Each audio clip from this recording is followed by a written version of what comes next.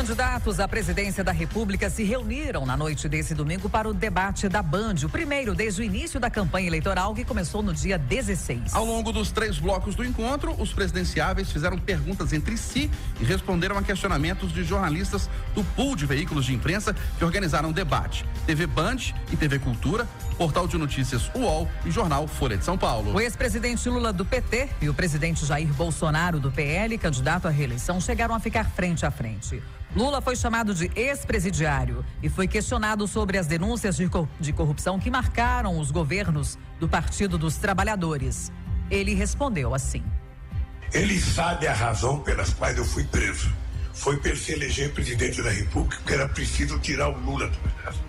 Eu, nesse processo todo, estou muito mais limpo do que ele ou qualquer outro parente dele.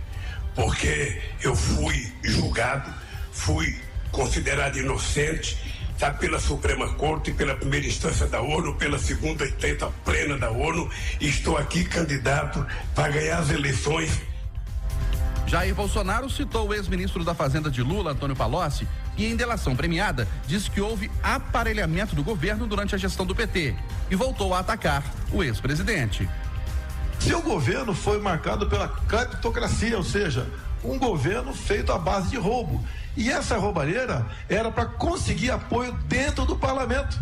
Não era apenas para o ex-presidente Lula, era para ele também conseguir apoio dentro do parlamento. Assim sendo, nada justifica essa resposta mentirosa que você deu nessa questão. Sim, o seu governo foi o governo mais corrupto da história do Brasil. No segundo bloco, o clima esquentou entre os candidatos com a participação de jornalistas dos veículos que organizaram o debate. Eles fizeram perguntas e escolheram os presidenciáveis que iriam responder e comentar os questionamentos. O presidente Jair Bolsonaro se irritou com uma pergunta da jornalista Vera Magalhães, da TV Cultura. A jornalista pediu que Ciro Gomes respondesse a uma pergunta sobre a queda na cobertura vacinal no país, questionando se os baixos índices teriam sido agravados por declarações do presidente durante a pandemia. E ela pediu que Bolsonaro também respondesse. Vera, não podia esperar outra coisa de você. Você tome pensando em mim. Você tem alguma paixão por mim. Você não pode tomar partido num debate como esse. Fazer acusações mentirosas a meu respeito. Você é uma vergonha para o jornalismo brasileiro. Após a declaração, candidatos como Ciro Gomes, Simone Tebet e Lula demonstraram solidariedade à jornalista pelos comentários feitos pelo presidente. Outra pergunta neste bloco foi da jornalista Adriana Araújo para o candidato Felipe Dávila, do Partido Novo. Ela o questionou sobre como equilibrar as demandas sociais com as contas do país. E ele citou o governador de Minas, Romeu Zema. É preciso deixar de votar no menos pior. Precisamos votar em alguém que entenda de gestão pública. Assim como é o caso do governador Zema em Minas Gerais, como é o caso do prefeito Adriano Silva em Joinville. Gente que entende de gestão, sabe como cortar gasto público, equilibrar as contas públicas, atrair investimento e fazer a economia crescer. É assim que nós vamos mudar o Brasil.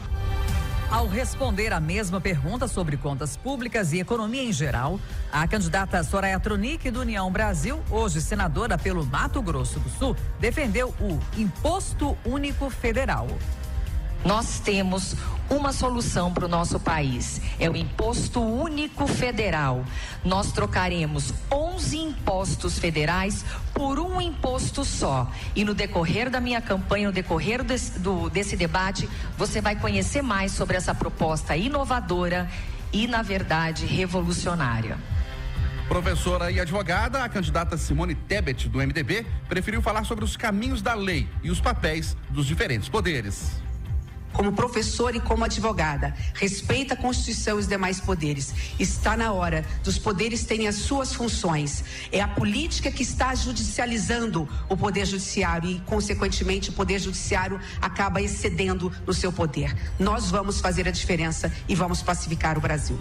E Simone Tebet acusou o governo Bolsonaro de cobrar propina durante a compra de vacinas. O presidente negou e perguntou se ela tinha provas.